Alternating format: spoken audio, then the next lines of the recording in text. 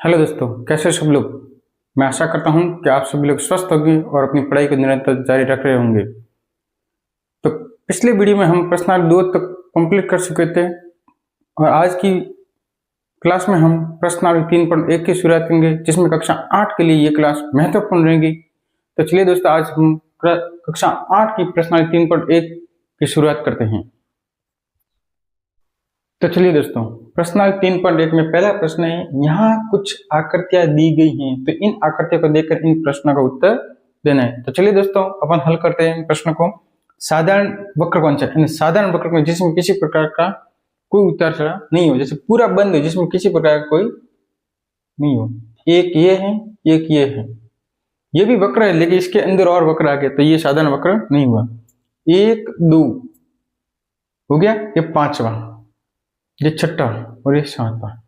ये क्या नहीं है? कैसे इसमें देखो दो वक्र आ रहे हैं, ये क्यों नहीं है? इसमें क्या, इसमें टेढ़े मेढ़े आ रहा है। बंद क्या नहीं है? बंद क्या नहीं? यहाँ भी ये भी बन रहा है, ये भी बन रहा है, ये भी बन रहा है, ये भी नहीं।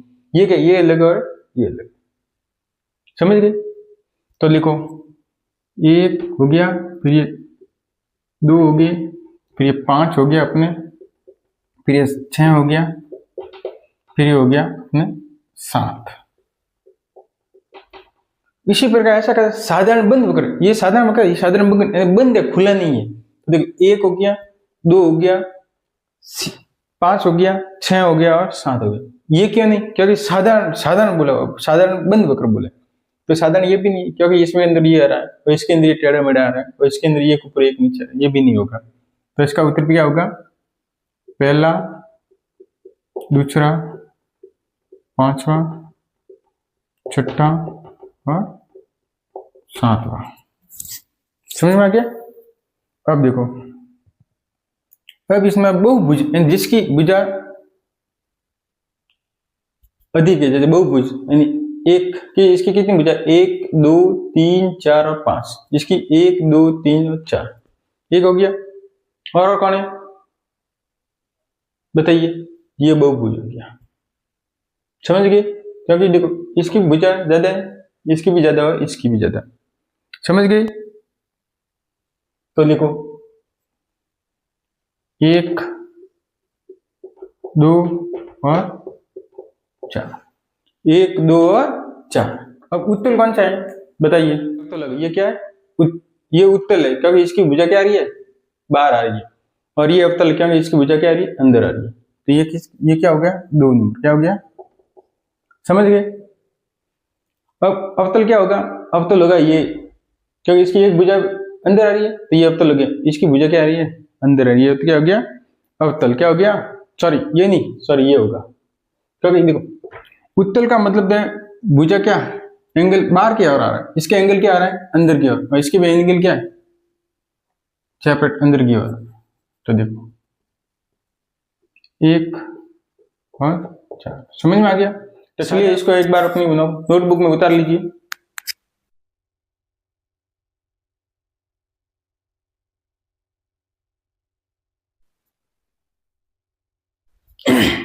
तो चलिए दोस्तों, अब 3.1 प्रश्न का अपन दूसरा सवाल करते हैं। 3.1 प्रश्न दूसरा सवाल है कि समबाहुभुज क्या है, और एक समबाहुभुज का नाम बताइए जिसमें 3 भुजा होती है, 4 भुजा होती है, 6 भुजा होती है। अब ये आपको ये ध्यान रखना है कि इसमें प्रश्न में बोला क्या है? समबाहुभुज, बहु यानी ज्यादा, भुज यानी भुजाएं, और सम का मतलब समान। ऐसी भुजाएं जो समान हो, और बहुभुज का मतलब 2 से ज्यादा भुजा। जैसे कि लिखो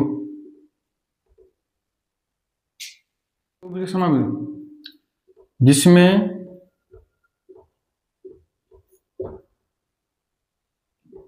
सभी भुजाएं समान एवं उनके कोण समान। जैसे कि ऐसी बंद आकृति जिसकी सभी भुजाएं क्या समान हो और उनसे बनने वाला कोण भी क्या हो? समान। जैसे कि 3 भुजा में क्या होगा? तो 3 भुजा में होगा त्रिभुज होगा, क्योंकि 3 भुजा की बंद आकृति को क्या कहते हैं, त्रिभुज कहते हैं। और समान भुजा होगी तो क्या होंगे, समबाहु त्रिभुज। क्या कहेंगे, तो उसका होगा समबाहु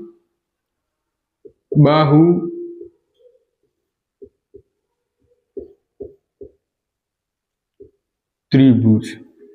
समबाहु त्रिभुज का मतलब सम यानी समान, बाहु यानी भुजाएं, और त्रिभुज का बंद आकृति। जैसे कि इस प्रकार के कुछ आकृति आपको देखने को मिलेगी, जिसमें त्रिभुज के तीनों कोणों का योग 180 डिग्री होता है, लेकिन सभी भुजाएं समान होने पर उनके कोण कितने कितने मिलेंगे, 60-60 डिग्री के मिलेंगे। क्योंकि 60 + 60 + 60 जोड़ने पर 180 डिग्री प्राप्त होगा। इसका मतलब 60-60-60, ये भी कोण 60 डिग्री का, ये भी 60 डिग्री, ये भी 60 डिग्री। इसका मतलब समान भुजा और समान कोण होने पर क्या होता है, समबाहु त्रिभुज।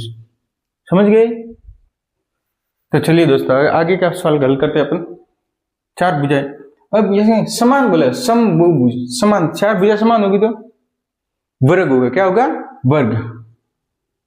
जैसे आयत, आयत में तो क्या होती है, ये और ये आमने सामने भुजा बराबर, लेकिन वर्ग में क्या है, सभी भुजा क्या है, समान होती है, और इनके 4 कोण भुजाओं से मिलकर बने हुए बहुभुज के क्या कहते हैं, वर्ग कहते हैं। या आयत भी बोल सकते हैं, लेकिन समान होगा तो क्या बोलेंगे, वो वर्ग बोलेंगे। और आमने सामने भुजा बराबर होगी तो आयत बोलेंगे। लेकिन इसमें क्या बोला, सभी भुजा क्या बोली, समान बोली है। तो फिर सभी भुजा समान होगी तो ये वर्ग कुछ इस प्रकार का होता है। तो इसमें ये भी 90 डिग्री, ये भी 90 डिग्री, ये भी 90 डिग्री, ये भी 90।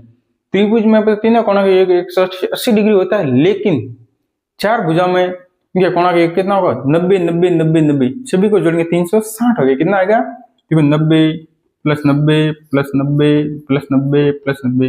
4 बार क्या लगे, क्या 4 कोण बने, 1 कोण 2 कोण 3 बार कोण 4 कोण।